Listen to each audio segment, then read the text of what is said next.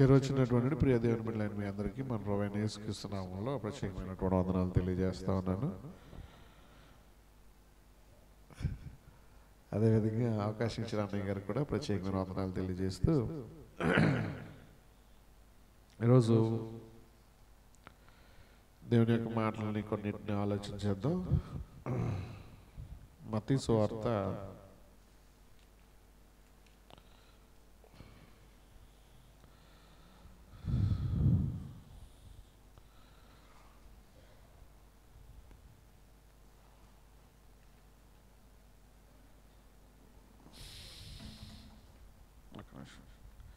17వ అధ్యాయం. మత్తయి సువార్త 17వ అధ్యాయము మొదటి నుంచి కొన్ని వచనాలు. 6 దినములైన తర్వాత యేసు పేతురును యాకోబును అతని సహోదరుడైన యోహానును వెంట పెట్టుకొని ఏకాంతముగా పోయి వారి ఎదుట రూపాంతరం పొందెను. ఆయన ముఖము సూర్యుని వలె ప్రకాశించెను. ఆయన వస్త్రములు వెలుగు వలె తెల్లనివైన. ఇదిగో మోషేయు ఏలియాయు వారికి కనబడి ఆయనతో మాట్లాడుచుండు. సరిపోద్దండి. ఇదే సందర్భం మళ్ళా మార్కు సువార్త 9వ అధ్యాయంలో కూడా రాయబడింది. అది కూడా ఒకసారి చూద్దాం. మార్కు సువార్త 9వ అధ్యాయము 3-4 వచనాల నుంచి చూడండి ఒకసారి. అంతలో ఆయన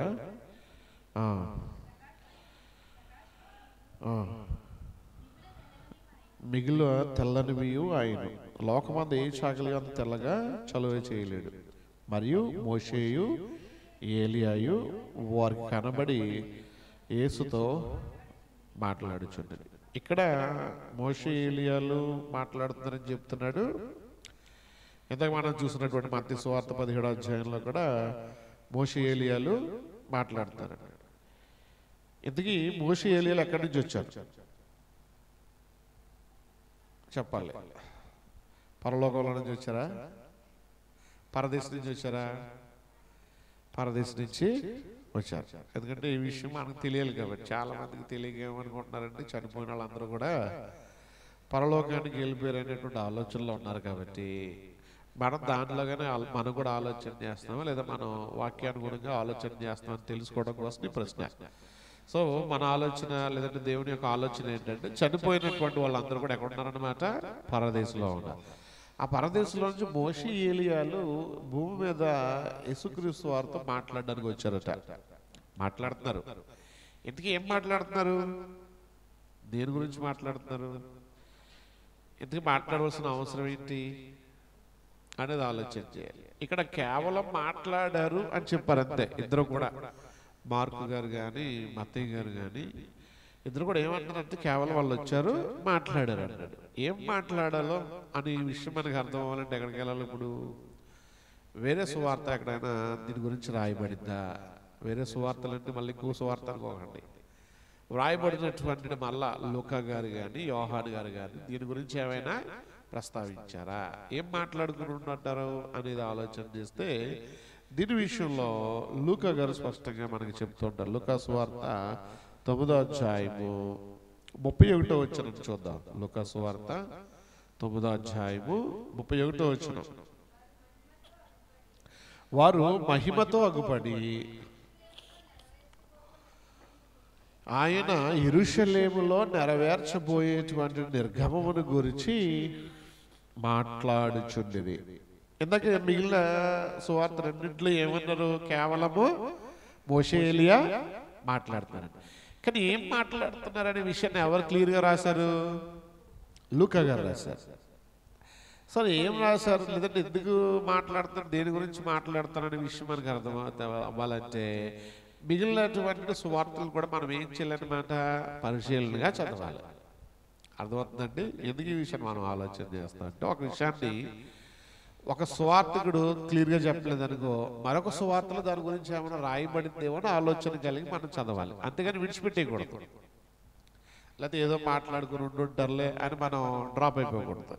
ఏం మాట్లాడారు, దేని గురించి మాట్లాడారు మనకు అర్థం అవడం కోసం మనం ప్రశ్న వేసుకొని మనమే దాన్ని సాల్వ్ చేసుకోవడానికి మిగిలినటువంటి సువార్త కూడా మనం చదవడానికి ప్రయాసపడితే విషయం అర్థమవుతుంది. కాబట్టి ఇక్కడ దేని గురించి మాట్లాడుతారంట? యేసుక్రీస్తు వారు యెరూషలేములో నెరవేర్చబోయేటువంటి నిర్గమమును గురించి అన్నాడు. నిర్గమం అంటే నిర్గమము అంటే ఇంగ్లీష్ చెప్పమ్మా. ఇంగ్లీష్లో దీన్ని ఏమన్నారంటే డిసీజ్ అన్నాడు. డిసీజ్ అంటే విడిచి వెళ్ళుట లేదా వదిలి వెళ్ళుట అనేటువంటి అర్థం వస్తుంది. విడిచి వెళ్ళుట, వదిలి వెళ్ళుట లేదా బయటకు వెళ్ళుట అనే పదం వస్తుంది. ఇప్పుడు ఉదాహరణకి నిర్గమాకాండం ఉంది, నిర్గమము అన్నాడు కదా, నిర్గమాకాండం ఉంది. నిర్గమాకాండం అంటే ఇంగ్లీష్లో ఏమంటారు? ఎక్సోడస్. EXODUS ఎక్సోడస్ అంటే అర్థం ఏంటి? ఎగ్జిట్. ఎగ్జిట్ అంటే బయటకు రావడం. ఎక్కడి నుంచి బయటకు రావడం? ఆ ఐగుప్తు దేశం నుంచి ఇశ్రాయేలీయులు బయటికి రావడాన్ని కదా నిర్గమాకాండం ప్రారంభించాం అంతా, లేదా ప్రారంభం నుంచి చివరి వరకు దేని గురించి తెలియజేస్తుంది మనకి? మోషే పుట్టుక, మోషేకి దేవుడి దర్శనం ద్వారా అతను మరలా ఇశ్రాయేలు విడిపించడానికి ఐగుప్తుకి వెళ్ళడం, ఐగుప్తు నుంచి వారిని దేవుడు వెలుపలికి పంపించడం అంతా కూడా ఎందులో ఉంది? నిర్గమాకాండంలో. దాన్ని ఏమన్నాడు ఇంగ్లీష్లో? ఎక్సోడస్. అంటే ఎగ్జిట్ అనేటువంటి పదానికి అర్థం వచ్చేటట్లుగా, ఎగ్జిట్ అనేటువంటి పదానికి అర్థం వచ్చేటట్లుగా ఎక్సోడస్, నిర్గమాకాండము. నిర్గమం అంటే అర్థం ఏంటంటే వెళ్ళుట, విడిచి వెళ్ళుట లేదా బయటకి వెళ్ళుట అని అర్థం వస్తుంది అనమాట నిర్గమం అంటే. ఇప్పుడు యేసుక్రీస్తు వారు కూడా యెరూషలేమును ఏం చేస్తారట? విడిచి వెళ్తారు. అనగా ఆయన మరణానికి సంబంధించిన విషయాలను గురించి ఆలోచన చేయడానికి మోషే, ఏలియాలు వచ్చి ఆయనతో మాట్లాడుతున్నారు. అర్థమవుతుందా? సో ఈ క్రమంలో ఆయన యొక్క ఆయన యొక్క వస్త్రాలు కానీ ఆయన ముఖం కానీ ఎలా ఉందట? ప్రకాశించిందట. ప్రకాశించినటువంటి ఇదే సందర్భాన్ని మనం పాత నిబంధనలో మోసే కూడా సీనాయి పర్వతం నుంచి ఆజ్ఞలు కలిగినటువంటి రాతి పలకలు తీసుకొస్తూ ఉంటుంటే ఆయన ముఖం కూడా ప్రకాశించిందా? ప్రకాశించలేదా? ప్రకాశించింది. ఎవరు చూడలేకపోయారు. భయంకరమైనటువంటి ఆ దర్శనాన్ని, ఆ వెలుగుని ఎవరు చూడలేనంత గొప్పగా దర్శనం కలిగినట్లుగా మనం పాత నిబంధనలో మోసేకి దేవుడు ఆ సీనాయి పర్వతం ఇచ్చినటువంటి ఆజ్ఞల విషయంలో చూస్తూ ఉన్నాము. సేమ్ సిచ్యువేషన్ యేసుక్రీస్తు వారిలో కూడా జరుగుతుంది. యేసుక్రీస్తు వారి యొక్క ముఖం ప్రకాశిస్తుంది, ఆయన వస్త్రాలు ప్రకాశమానంగా కనబడుతూ ఉన్నాయి. ఆయన రూపాంతరం చెందాడు అని మనం ఆలోచన చేస్తున్నాం. మార్పు చెందినట్లుగా. మార్పు చెందడం అంటే ఒక హఠాత్ పరిణామంతో ఆయనకి ఏదో ఒక విషయాన్ని వాళ్ళు తెలియజేసి లేదా బలపరిచినట్లుగా కానీ, యేసుక్రీస్తు వారిని బలపరిచినట్లుగా కానీ, లేదా జరగబోతున్న విషయాలను గురించి తెలియజెప్పడం అనేది కానీ అక్కడ జరిగినప్పుడు ఆయన నెరవేర్చబోయేటువంటి ఒక ప్రణాళికను గురించి ఆలోచన చేస్తున్నారట, డిస్కస్ చేస్తున్నారట. ఈరోజు చూడండి, క్యాబినెట్ మంత్రులు ఉన్నారు కదా, లేదా ముఖ్యమంత్రికి సంబంధించినటువంటి రాష్ట్ర మంత్రివర్గం ఉంది. వాళ్ళందరూ ఏం చేస్తారు? ఒక్కొక్కసారి మంత్రివర్గం భేటీ అయిందంటారు. భేటీ అయితే ఏం మాట్లాడుకుంటారు?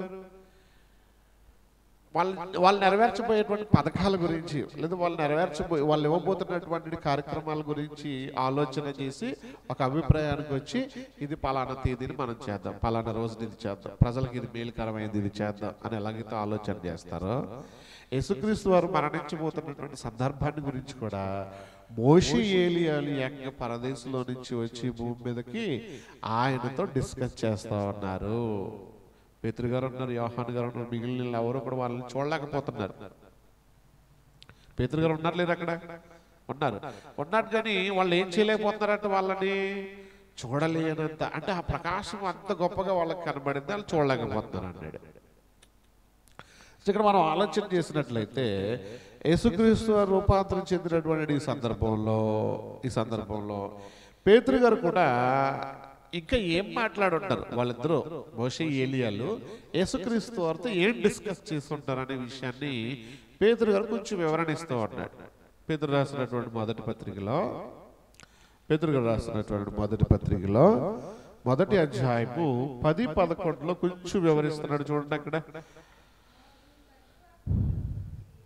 మీకు కలిగేటువంటి ఆ కృపను గురించి ప్రవచించినటువంటి ప్రవక్తలు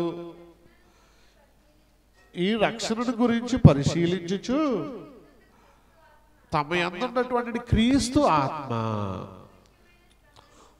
క్రీస్తు విషయమైనటువంటి శ్రమలను గురించి, వాటి తరువాత కలుగబోవు మహిమలను గూర్చి ముందుగా సాక్ష్యమిచ్చినప్పుడు ఆత్మ ఏ కాలమును ఎట్టి కాలమును సూచించుచూ వచ్చాను, దానిని విచారించి పరిశోధించిరి. ఏం చేశారట? పరిశోధించిరి. దేన్ని పరిశోధన చేస్తా ఉన్నారు? యేసుక్రీస్తు వారికి కలగబోయేటువంటి శ్రమలను గురించి, శ్రమలు ఒక్కదాని గురించే కాదు, శ్రమల తర్వాత కలగబోయేటువంటి మహిమలను గురించి అట, రెండింటిని గురించి ఆలోచన చేస్తారట. ఇవి సాక్ష్యం ఇచ్చారట. ఎవరు సాక్ష్యం ఇస్తున్నారు? మనకి మోషే ఏలియాలు సాక్ష్యం ఇస్తున్నారు, పరిశుద్ధాత్ముడు కూడా దీనికి సాక్ష్యాన్ని ఇస్తూ ఉంటాడు. చూడండి, యేసుక్రీస్తు వారు నెరవేర్చబోయేటువంటి కార్యక్రమం ఏదైతే ఉందో, మనుషులందరి కోసం ఆయన మరణించబోతున్న ఈ కార్యక్రమం ఏదైతే ఉందో, అది ఏదో తాత్కాలికంగా జరిగినటువంటి సందర్భం కాదు, ఒక ప్రణాళిక ప్రకారంగా జరిగినటువంటి ఆయన మరణము. కాబట్టి దాన్ని తేలిగ్గా తీసుకోవడానికి వీల్లేదు, తేలిగ్గా తీసుకోవడానికి వీల్లేదు. ఆయన మరణించాడు అనేటువంటి విషయాన్ని, లేదంటే ఆయన మరణించబోతున్నాడు అనే విషయాన్ని ధృవీకరించడానికి, దాన్ని తెలియజెప్పడానికి మోషే ఏలియాలు వచ్చారు. తదుపరి పరిశుద్ధాత్మ కూడా ఏం చేస్తుంది? దాని విషయంలో సాక్ష్యము ఇస్తుంది, సాక్ష్యం ఇస్తుంది. అంటే ఈ రెండింటి గురించి, శ్రమల గురించి డిస్కస్ చేశారు, శ్రమల తర్వాత జరగబోతున్నటువంటి మహిమల గురించి కూడా వాళ్ళు ఏం చేశారు అన్నమాట, ఆలోచన చేశారు. అందుకే పేతురు గారు దీని గురించి సాక్ష్యం ఇస్తున్నాడు. అవునా కదా? పేతురు గారు దీని గురించి ఏం చేస్తున్నాడు? సాక్ష్యం ఇస్తున్నాడు. మేము చూసాం, దాని కల్లారా మేము చూసాం. ఇదే పేతురు రాసినటువంటి రెండవ పత్రికలో దీని గురించి మాట్లాడుతూ ఉన్నాడు. చూడండి, రెండవ పత్రికలో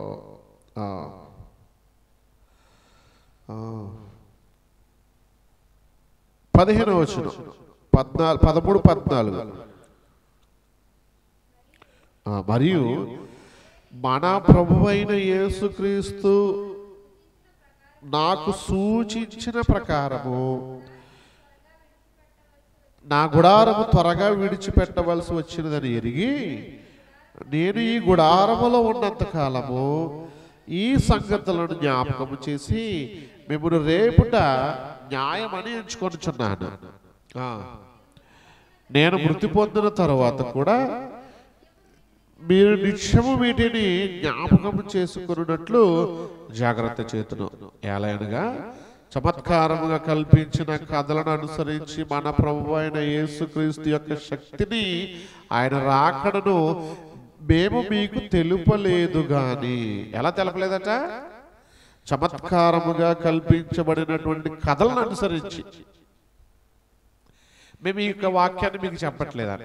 చమత్కారంగా కల్పించే కథలను కూడా ఈరోజు సువార్తగా చెబుతూ ఉన్నారు చాలా మంది. అవునా కదా?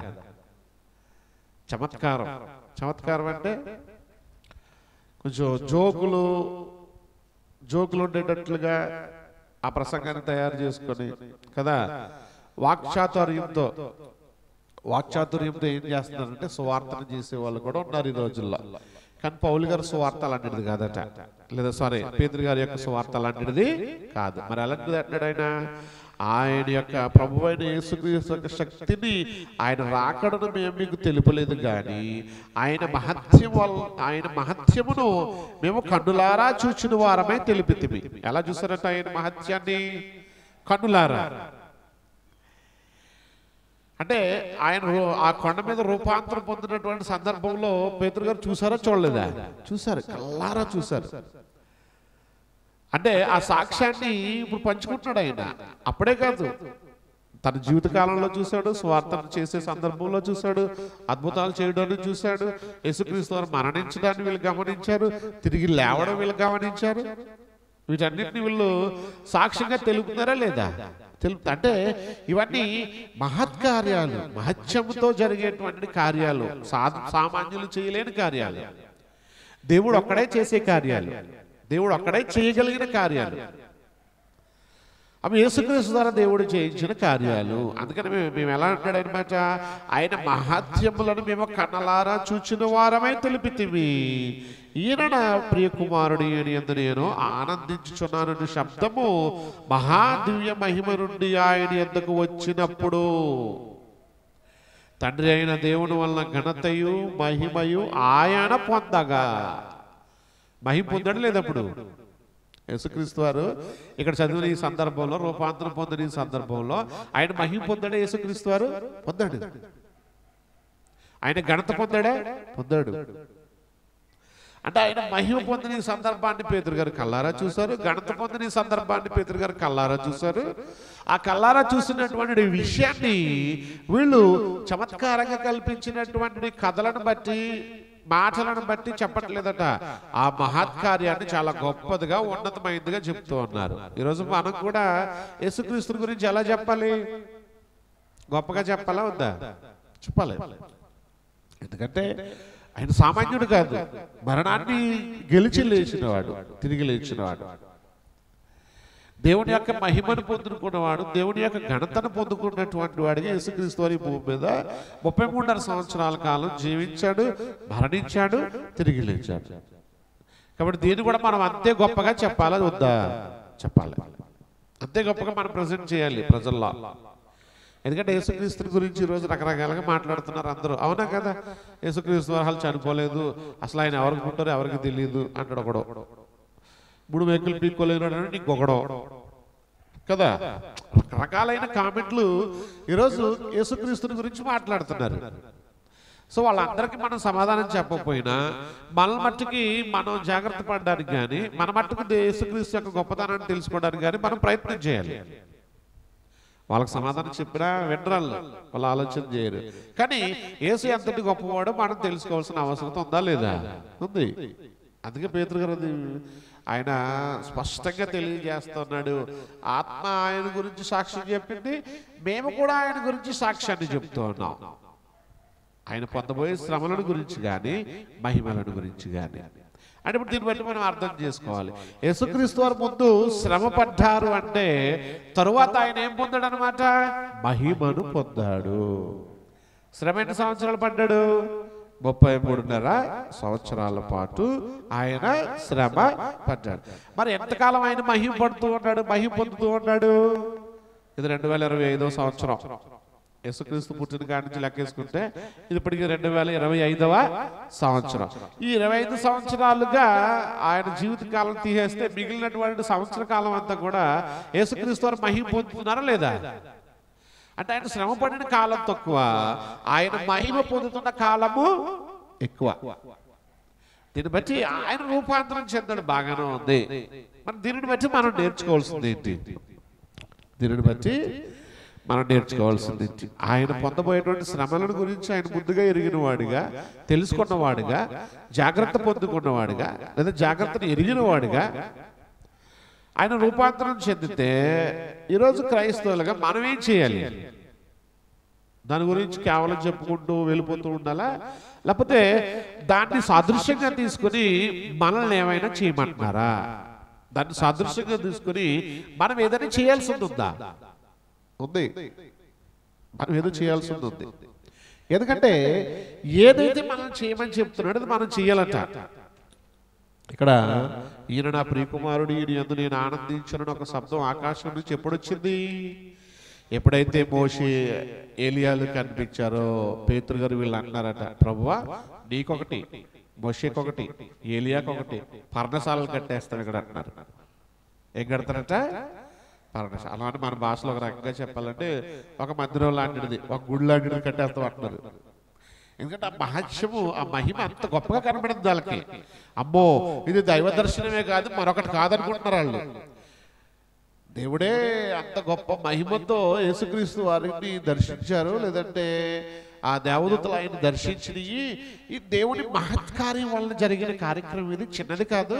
కాబట్టి ఇక్కడ మనం ఏం కట్టేయాలంటే పర్ణశాలలు కట్టేద్దాం అని అనుకుంటున్నారు. అప్పుడు అంటున్నాడు దేవుడు ఏమని, ఈయన నా ప్రియకుమారుడు, ఈయన యందు నేను ఆనందించున్నాను, ఈయన మాట వినుడి. ఎవరి మాట వినాలట? యేసుక్రీస్తు వారి మాట ఎవరు వినాలి? శిష్యులు వినాలి. శిష్యుల మాటలు యేసుక్రీస్తు వారు వింటారా? చెప్పాలి. గురువు మాట శిష్యుడు వినాలా? శిష్యుల మాట గురువు వింటాడా? గురువు చెప్పిందే శిష్యులు ఏం చేయాలన్నమాట? వినాలి, చెయ్యాలి. కానీ ఇక్కడ రివర్స్ లో శిష్యులు ఏం చెప్తారంటే గురువు గారికి సలహా ఇస్తున్నారు, పర్ణశాలలు కట్టేద్దాం, ఇక్కడ నీకొకటి, ఎలియాకొకటి, మోషేకొకటి కట్టేద్దాం అని అంటున్నారట. అప్పుడు దేవుడు ఎంటర్ అయ్యాడు. దేవుడు జోక్యం చేసుకున్నాడు. అక్కడ దేవుడికి అలాగే చేసుకుని అంటున్నాడు, మీరు యేసుక్రీస్తుకి చెప్పేంత స్థాయిలో మీరు లేరు, ఆయన చెప్పింది మీరు చెయ్యాలి. ఆయన ఏం చేయబోతున్నాడో మీరు అది నేర్చుకోవాలి. ఆయన జీవితం ద్వారా మీకు ఒక పాఠం నేర్పించబోతున్నాను. ఆయన మీకు మార్గదర్శి తప్ప మీరు చెప్పింది ఆయన చేయుడని దేవుడు చెప్తా ఉన్నాడు అనమాట. అంతేనా కదా? కాబట్టి గురువు గారు చెప్పింది ఈరోజు ఎవరు వినాలి? శిష్యులు వినాలి. అంటే దేవుడు దైవజనుడిగా, సేవకుడిగా, స్వార్థికుడిగా చెప్పేటువంటి విషయాల్ని విశ్వాసులు ఏం చేయాలన్నమాట? పాటించాలి, నేర్చుకోవాలి, తెలుసుకోవాలి. ఎందుకంటే శిష్యుడి కంటే బోధకుడు కంటే శిష్యుడు అధికమైన వాడేమీ కాదు, గొప్పవాడేమీ కాదు. ఎందుకంటే గురువు ఆలోచన చేసి చెప్తాడు. గురువు శిష్యుల యొక్క ప్రయోజనం కొరకు చెప్తా ఉంటాడు. ఆ ప్రయోజనం కొరకు చెప్పేటువంటి విషయాల్ని శిష్యులు ఏం చేయాలి? వినాలి, నేర్చుకోవాలి. ఇంతే, అదే చెప్తున్నాడు. మీకు ఒకటి, మోషే ఒకటి, పర్ణశాలలు కట్టేదాన్ని, ఈయన మాట వినండి అన్నాడు. వినమన్నటువంటి ఈ మాటను వాళ్ళు విన్నారు. సరే, వచ్చేసారు. వచ్చేసిన తర్వాత యేసుక్రీస్తు ద్వారా ఆయన జరిగించినటువంటి స్వార్థను కొనసాగిస్తూ ఉన్నారు. తదుపరి అయితే అక్కడ జరిగిన ఈ సందర్భంలో, ఈ రూపాంతరాన్ని గురించి చెప్పినటువంటి ఈ సందర్భంలో ఈరోజు మనం ఏం చేయాలి? ఆయనని గురించి తెలుసుకొని, యేసుక్రీస్తుని గురించి తెలుసుకొని మనం ఏం చేయాలి? రోమీయులకు రాసిన పత్రిక 12వ అధ్యాయము 3వ వచనం.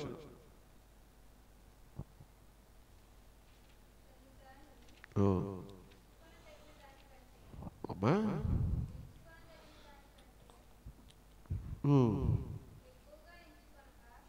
12:3 రోమా.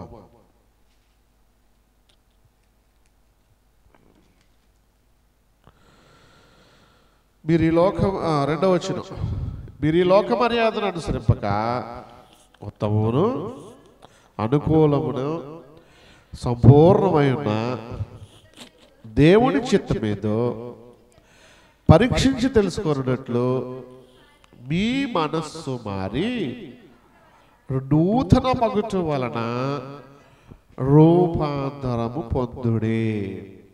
యేసుక్రీస్తు వరకు రూపాంతరాన్ని పొందాడా? మనం కూడా రూపాంతరం చెందాలా?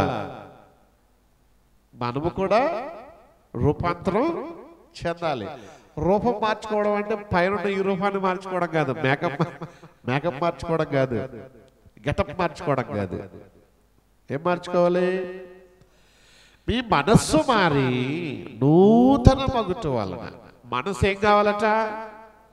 నూతనం అవ్వాలి, పాత అవ్వాలా? అంతకంతకు పాత అవ్వాలి, అంతకంతకు నూతనం అవ్వాలా? అంతకంతకు నూతనం అవ్వాలి. కానీ అంటే చాలా మంది అంతకంతకు పాత్రలు అయిపోతున్నారు, అంటే వెనక్కి వెళ్ళిపోతున్నారు. దేంట్లో? ఆత్మీయతల. దేంట్లో? మనస్సు మార్చుకునే క్రమంలో.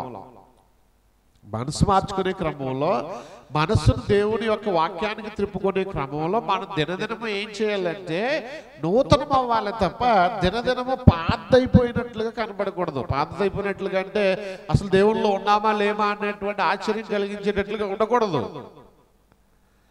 మనస్సు మారటం వలన నూతన మగుట వలన ఏమవ్వాలంటే రూపాంతరము చెందుడి, రూపాంతరం పొందుడి అంటున్నాడు. కానీ చాలా మంది ఏం చేస్తారంటే నిజమే. చాలా మంది ఏం చేస్తారంటే పై ఉన్నటువంటి స్వభావాన్ని మార్చుకోవడానికి ప్రయత్నం చేస్తారు.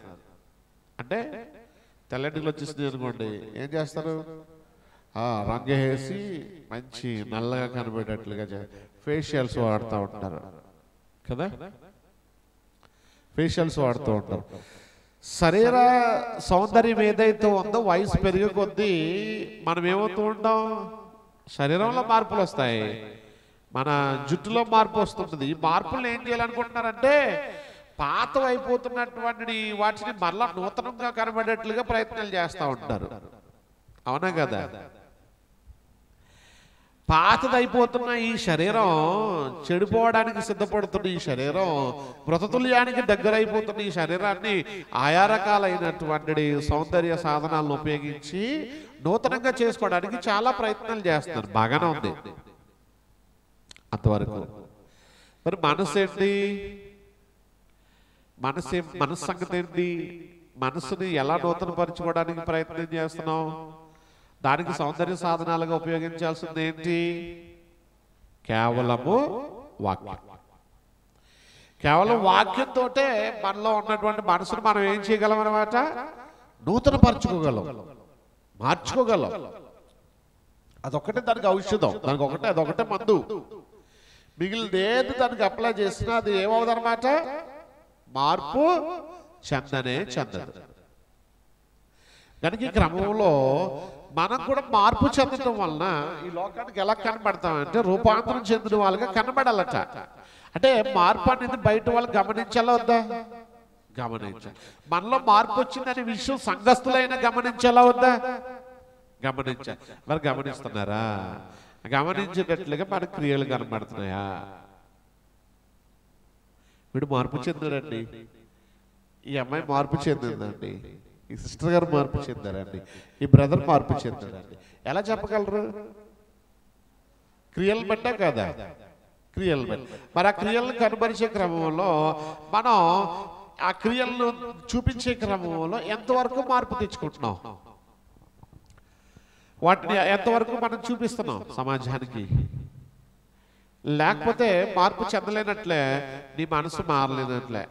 మన మనసు మారలేనంత కాలం, రూపాంతరం చెందినంత కాలము, ఇందాక మనం పాట పాడుకున్నాం కదా, అదే పాత బ్రతుకైతే రక్షణ పొందినా వ్యర్థం అన్నాడంతే. అదే పాత బ్రతుకట, రక్షణ పొందడు కానీ బ్రతికెలాంటిది పాత. ఉపయోగం ఏమనుందా?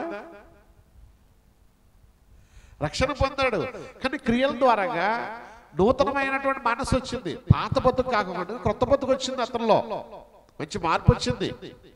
ఆ మార్పును తనకు తానుగా తెలుసుకోగలుగుతున్నాడు. ఆ మార్పును సంఘస్థులు గమనించగలుగుతున్నారు. ఆ మార్పును సంఘం వెలుపలున్న వాళ్ళు గమనించి చెబుతూ ఉన్నారు. ఓహో అవునా, అతను అంత బాగా మార్పు చెందాడా అనే విషయాన్ని బయట వాళ్ళు కూడా సాక్ష్యం ఇస్తున్నారు. అంటే అతనిలో మార్పు మొదలైందా లేదా? మొదలైంది. అంటే అతను రూపాంతరం చెందాడా చెందలేదా? చెందాడు. ఆ రూపాంతరం చెందడాన్ని బట్టి తను ఎంతైతే మార్పు చెందాడో తనను బట్టి తనకు సంతోషం కలుగుతుంది, దేవుడు కూడా ఆనందం కలుగుతుంది. అంతే కదా? మనం మార్పు చెందామనుకోండి, మొట్టమొదటిగా సంతోషించే వ్యక్తి ఎవరు? ఫస్ట్ ఆఫ్ ఆల్ మనం ఆనందిస్తాం, తర్వాత దేవుడు దాన్ని చూసి సంతోషిస్తాం. అంతేనా కాదా? మార్పు చెందితే మనలోనే, మన ఫేస్లోనే ఒక మంచి గ్లో కనబడుతుంది. ఆలోచన చేయండి, మనం పాపం చేయకుండా ఉంటూ ఉన్నాం అనుకోండి, నిజంగా ఎంత ధైర్యంగా ఉండగలం మనం? భయపడతామా? తప్పు చేసినవాడు భయపడతాడా? తప్పు చెయ్యని వాడు భయపడతాడా? చేసిన వాడే భయపడతాడు. చేయని వాడు ఎలా ఉంటాడు? ధైర్యంగా ఉంటాడు. అలాగే పాపము చేసినటువంటి వ్యక్తి కూడా ఎలా ఉంటాడంటే భయపడుతూ ఉంటాడు. చెయ్యని వాడు ఎలా ఉంటాడు? ధైర్యంగా ఉంటాడు. అన్ని విషయాల్లో ధైర్యంగా ఉంటాడు. అన్ని విషయాల్లో దేవుడి కార్యక్రమాల్లో ముందు ఉంటాడు. అతని ఫేస్లో ఒక తెలియనటువంటి గొప్ప కళ కనబడుతుంది. అతనిని బట్టి ఇతరులు కూడా సంతోషించేటువంటి విధానం కనబడుతుంది. ఆ మార్పును గమనించినటువంటి వారు అతని గురించి సాక్ష్యం ఇచ్చే అవకాశం ఉంటుంది. అక్కడ యేసుక్రీస్తు రూపాంతరం చెందినట్లుగా పేతురు గారు సాక్ష్యం ఇస్తున్నారు. ఇచ్చారా?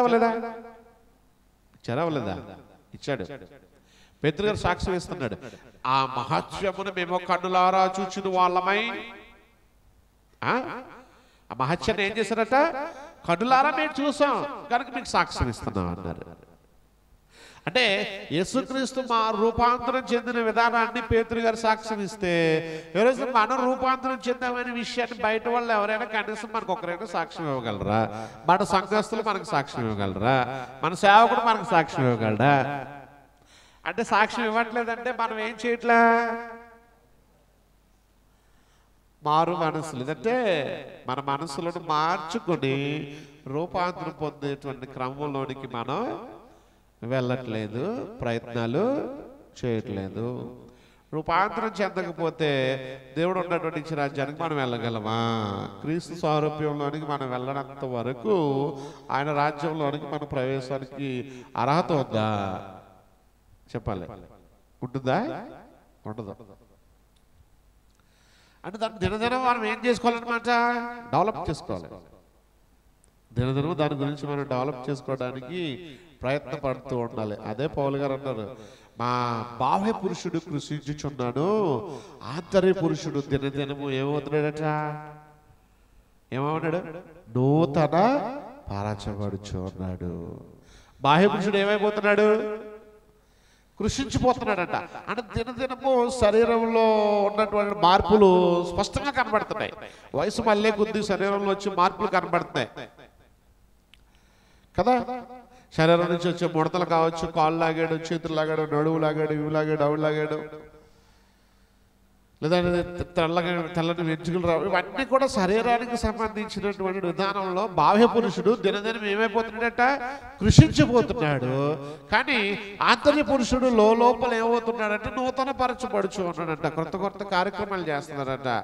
దేవుని మహిమపరిచే విషయంలో శరీరాన్ని ఒక సాధనంగా ఎన్నిక చేసుకున్నారట. మరి అలాంటి శరీరాన్ని పొందుకున్నటువంటి మనం లోపల ఉన్నటువంటి ఆంతర్య పురుషుడిని, ఆత్మను లేదా మన మనస్సును నూతన పరుచుకునే క్రమంలో మనం ఏం చేయగలుగుతూ ఉన్నాము? మార్చుకోవడానికి ప్రయత్నాలు చేయాలి. ఇది ఒక మనకి డైలీ మనం చేయాల్సినటువంటి టాస్క్ అన్నమాట. దేవుడి పిల్లలుగా దేవుడు మనకి ఇచ్చినటువంటి టాస్క్ ఏంటంటే దినదినము మనం మార్పు చెందడానికి ప్రయత్నాలు చేయాలి. లేదనుకోండి అదే జీవితాన్ని కంటిన్యూ చేస్తున్నాం. ఎన్ని వింటున్నాం మనం, ఎన్ని వాక్యాలు మనం వింటున్నాం, ఎన్ని సందర్భాలు బైబిల్లో నుంచి మనం చూస్తూ ఉన్నాం, ఎంతమంది యొక్క జీవిత చరిత్రలు మనం పరిశీలన చేస్తూ ఉన్నాం, ఎన్నెన్నో కొత్త కొత్త విషయాలు మన దేవుల్లో వాక్యంలో ఉన్నటువంటి విషయాలను వింటున్నాం. కానీ వినదాని ప్రకారం మనం ఏం చేయలేకపోతున్నాం? మార్పును గమనించుకోలేకపోతున్నాం. అంటే మనం టర్న్ తీసుకోలేకపోతున్నాం. దానికి అనుగుణంగా మనం వెళ్ళలేకపోతున్నాం. ఇప్పుడు రోడ్డు అంటే వెళ్తూ ఉన్నామండి. రోడ్డు అంటే వెళ్ళే క్రమంలో మనం వెళ్ళవలసినటువంటి గమ్యస్థానానికి వెళ్ళే క్రమంలో ఎక్కడ ఏ వంపు వచ్చినా వంపుని బట్టి తిరుగుతూ ఉండాలి. టర్న్ వస్తే టర్న్ తీసుకోవాలి, లెఫ్ట్కి వెళ్ళాల్సి వస్తే లెఫ్ట్కి. అంటే ఆ మార్గం గుండా వెళ్ళే క్రమంలో ఏదైతే మనకు అవరోధంగా వస్తుందో దాన్ని మనం ఎదిరించి ఏం చేయాలన్నమాట? ఎదరికి వెళ్తూ ఉండాలి. అక్కడే ఆగిపోయామనుకోండి, పరిస్థితి ఏంటి? వెళ్ళలేము ఎదరికి. గమ్యస్థానాన్ని మనం చేరుకునేటువంటి క్రమంలో వెనుకబడిపోతాం. ఈరోజు దేవుడు మనకి ఇచ్చిన అవకాశం ఏదైతే ఉందో మనల్ని కూడా ఏమంటున్నాడు అనమాట? మార్పు చెందుడి. నిజమే, నిజమే. వారిద్దరూ కూడా ఈ యొక్క భూమి మీద జీవించిన దినాలలో దేవుని చేత ఎంతో మెప్పు పొందిన వారుగా కనబడుతున్నారు. మోషే గాని, ఏలియా గాని కదా. మోషే పాత నిబంధనలో ఇశ్రాయేలులందరికీ మధ్యవర్తి కదా. ఇశ్రాయేలుకి మోషే ఏంటండి? మధ్యవర్తి. దేవుడితో మాట్లాడాలంటే ఎవరితో మాట్లాడేవాడు? దేవుడు మోషేతో మాట్లాడేవాడు, తప్పితే అహరోనుతో. మెయిన్ మోషే, సహాయకుడు అహరోను అంతే.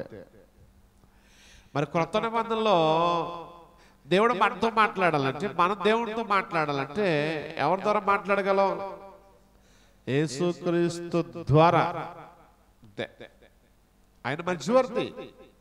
ఎందుకంటే మధ్యవర్తిగా ఉన్నటువంటి ఆయన ద్వారాగా మనం ఆయన చెంతకు చేరాలి, లేదా ఆయనకి ప్రార్థన చేయాలి, అంతే కదా. ఏది చేయగలిగినా ఆయన ద్వారాగానే అవ్వాలంట. డైరెక్ట్గా వెళ్ళే అర్హత మనకు లేదు. ఎందుకంటే ఆయన పరిశుద్ధుడు. మరి మనం పరిశుద్ధత లేని వాళ్ళు పరిశుద్ధతను తెచ్చుకోవడానికి ప్రయత్నం చేస్తున్నవారు, అంతే కదా. మనం ఏంటంటే మన క్యారెక్టర్ ఏంటి, మన యొక్క పరిస్థితి ఏంటంటే మనం దేవుని యొక్క పరిశుద్ధతను చూడలేనంత భయంకరమైనటువంటి స్థితిలో ఉన్నటువంటి వాళ్ళం. కాకపోతే ఆ పరిశుద్ధతలోనికి వెళ్ళమని దేవుడు మనల్ని కోరుకుంటున్నాడు, దాంట్లోకి రావడానికి మనల్ని దేవుడు ఆహ్వానం పలుకుతూ ఉంటాడు. అవునా కదా. కనుక అంత పరిశుద్ధులైనటువంటి ఆయన మనం డైరెక్ట్గా చూడగలవా? చూడలేము. ఆయనతో డైరెక్ట్గా మాట్లాడగలవా? మాట్లాడలేదు. అంటే ఏది కూడా ఆయనతో మనం డైరెక్ట్గా సంప్రదించేటువంటి అవకాశం అనేది లేదు. మరి ఎవరి ద్వారాగా? క్రీస్తు ద్వారా. అలాంటి గొప్ప అవకాశాన్ని యేసుక్రీస్తు ద్వారా ప్రతి అవసరతను, ప్రతి విధమైనటువంటి ఆత్మ సంబంధమైనటువంటి అక్రతను తీర్చగలిగినటువంటి యేసుక్రీస్తుని కలిగి ఉండి కూడా ఆయన సహాయాన్ని పొందుకొని కూడా మనం చేయాల్సినటువంటి లేదా మనం పొందాల్సినటువంటి ఆ యొక్క మనస్సును మార్చుకునేటువంటి క్రమంలో మన యొక్క క్రియలను మనం అలాగే ఉంచేసుకుంటున్నాం, కానీ మార్పులు అనేది మాత్రం మనం తెచ్చుకోలేకపోతున్నాం. కాబట్టి ఈ సందర్భాన్ని బట్టి మనం నేర్చుకోవాల్సినటువంటి విషయం ఏంటంటే యేసుక్రీస్తు గారు ఎలాగైతే రూపాంతరం చెందినటువంటి దానిని బట్టి ఆయన నిత్యరాజ్యానికి లేదా ఈ భూమి మీద పడినటువంటి శ్రమలను బట్టి ఆయన గొప్ప అర్హతను ఆయన సంపాదించుకున్నాడు, దాంట్లోనికి ప్రవేశించాడు, అక్కడ ఆయన ఉన్నాడు. ఈరోజు మనకు కూడా ఆయన దగ్గరికి చేరాలంటే మనకు కూడా ఏం చేయాలన్నమాట, మనకి ఇవ్వబడినటువంటి దశల వారీగా మన క్రమక్రమము రూపాంతరము చెందాలి. మనందరికి బాగా తెలుసు గొంగళ పురుగు. గొంగళ పురుగు ఏం చేస్తుంది? రూపాంతరం చెందుతుంది చెందదా? చెప్తుంది. ఏదో కొమ్మనో ఒక రెమ్మనో పట్టుకుంటుంది, అలా ఉండిపోద్ది. కొన్ని నెలలు, కొన్ని దినాలు అలా ఉండిపోయిన తర్వాత అది గూడు కట్టుకున్నట్లుగా అయిపోతుంటుంది. ఆకారాన్ని ఒక్కొక్క దశ, లార్వా దశ, ప్యూపా దశ, ఈ దశల్లో ఒక్కొక్కటి వెళ్ళి చివరికి ఒక అందమైన సీతాకోక చిలుకగా మారి అది ఏం చేస్తుంది? తన స్వభావాన్ని మార్చుకుందా లేదా? ఎగురుతుంది. సీతాకోక చిలుకగా ఉన్నప్పుడు నేల మీదే ప్రాకేది, గొంగళ పురుగుగా ఉన్నప్పుడు నేల మీదే ప్రాకేది. కానీ తన స్వభావం మార్చుకున్న తర్వాత పైకి ఎగురుతుంది. సరే, మార్పు చెందడం వల్ల దాని యొక్క స్థితి కూడా మారిందా లేదా? రూపాంతరం చెందడం వల్ల దాని స్థితి మారింది, దాని నడక మారింది కదా. చాలా మార్పులు వచ్చాయి. గొంగళ పురుగుగా ఉన్నప్పుడు ఒకే రంగు ఉంటుంది కదా, బ్లాక్. అదే సీతాకోక చిలుక అయితే 3 రంగులు ఉంటాయి, ఉండవా? ఎన్ని రంగులు కనపడుతుంది చూడండి, అంటే ఎంత అందంగా కనపడుతుందో. అంటే ఏ రంగు లేనటువంటి జీవితం నుంచి కొన్ని రంగులు తెచ్చుకున్నటువంటి జీవితంలోనికి అది మారింది.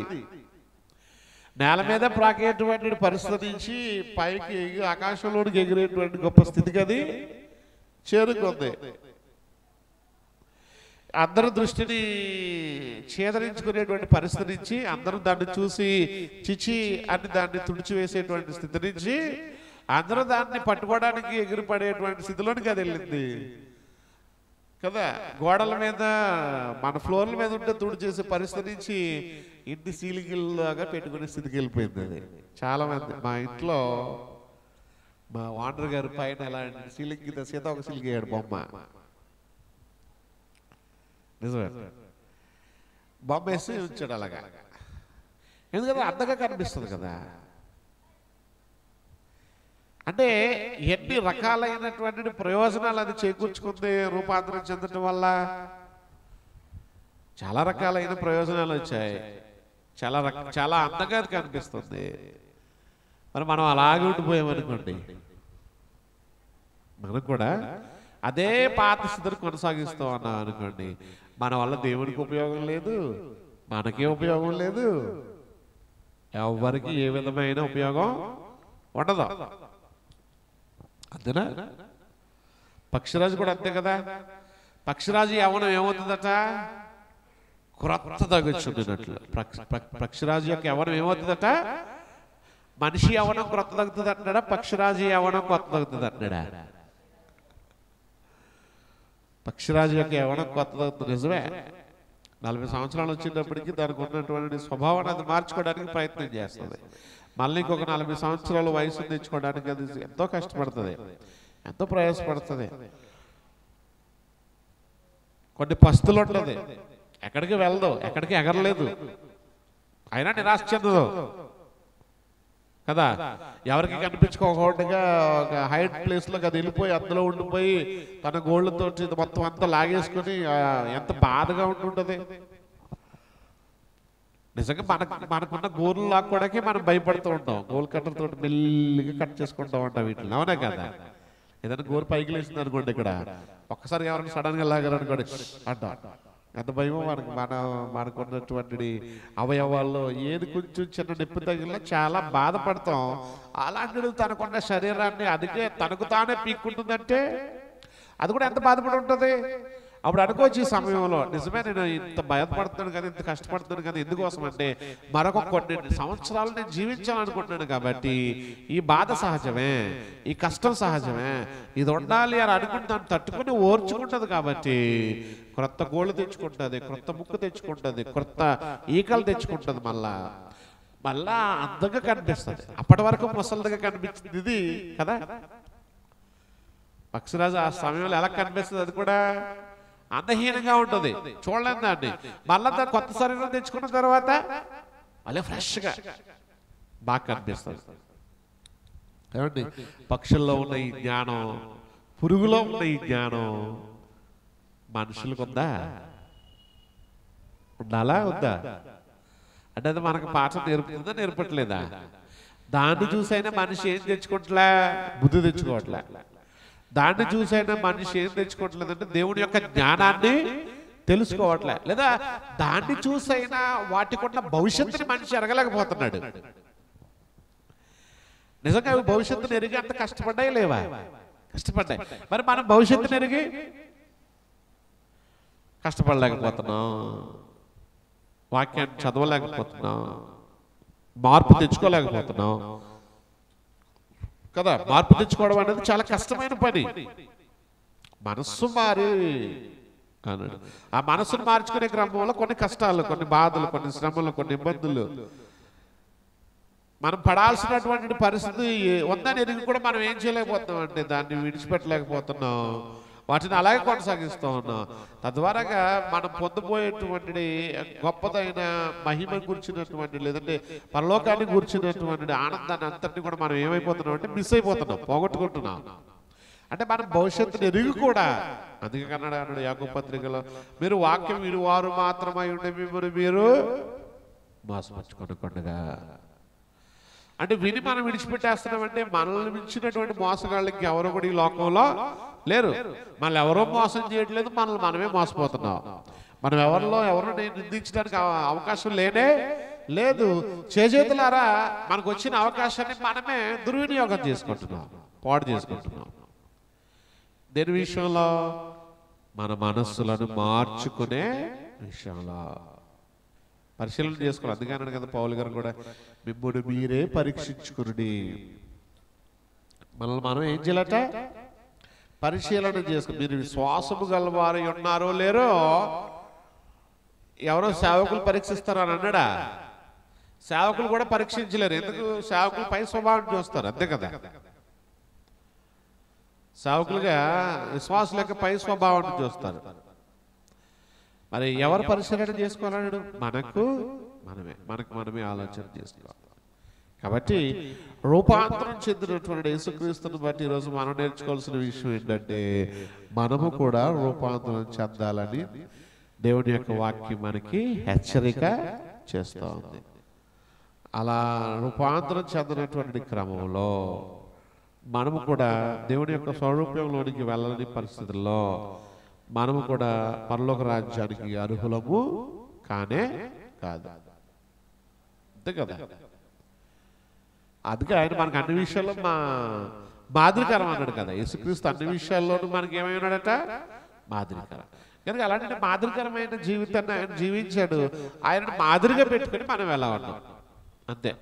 సింపుల్గా మనం ఆలోచించాల్సింది ఏంటంటే, యేసుక్రీస్తుని మాదిరిగా మనం పెట్టుకొని మనం ఎలా జీవిస్తున్నాం, ఎలా నడుచుకుంటున్నాం, ఎలా మాట్లాడుతున్నాం, ఎలా ప్రవర్తిస్తున్నాం, ఎలా పాడుతున్నాం, ఎలా ఉంటున్నాం అనేదే సారాంశం. కాబట్టి యేసుక్రీస్తు వారు ఆ కొండ మీదకి వెళ్ళారు. ఆయన పొందబోయేటువంటి శ్రమలను గురించి మోషే ఏలియాలు వచ్చి మాట్లాడుకున్నారని డిస్కస్ చేశారని చూడండి ఎంత గొప్ప సంగతం. ఎక్కడి నుంచి వచ్చారు వాళ్ళు? మోషే ఏలియాలు పరదేశులు, పాతాళ లోకం నుంచి ఈ భూమి మీద ఉన్న ఈ లోకంలోనికి వచ్చారంటే చాలా గొప్ప సంగతి అది. అంటే దేవుడితో ఉన్నటువంటి వారిని గురించి దేవుడు కూడా తన దాసులైనటువంటి వారిని పంపించి వాళ్ళకి అన్ని విధాలుగా కూడా సహాయం చేయడానికి అవసరమైతే అక్కడి నుంచి కూడా దేవుడు పంపిస్తాడు. పంపించడం లేదా? మోషే ఏలియాలు పంపించడం లేదా? పంపించాడు. కాబట్టి దేవుడి ద్వారా మనం కూడా సహాయాన్ని పొందుకుంటాం. దేవుడి యొక్క కృపను బట్టి మనం కూడా ఆయన యొక్క కృపను పొందుకుంటూ మనకు ఇవ్వబడినటువంటి ఆయుష్కాలంలో మన మనసులను మార్చుకోవడానికి మనం అందరం కూడా ప్రయత్నం చేయాలని కోరుకుంటూ దేవుడి మాటలు ఎంతటితో ముగిస్తూ ఉన్న దేవుడి మాటలు మన వినికిడిలో దీవించును గాక. ఆమేన్.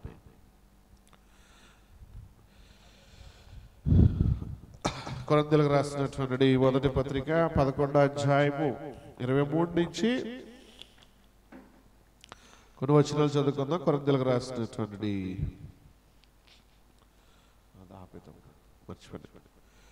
మొదటి పత్రిక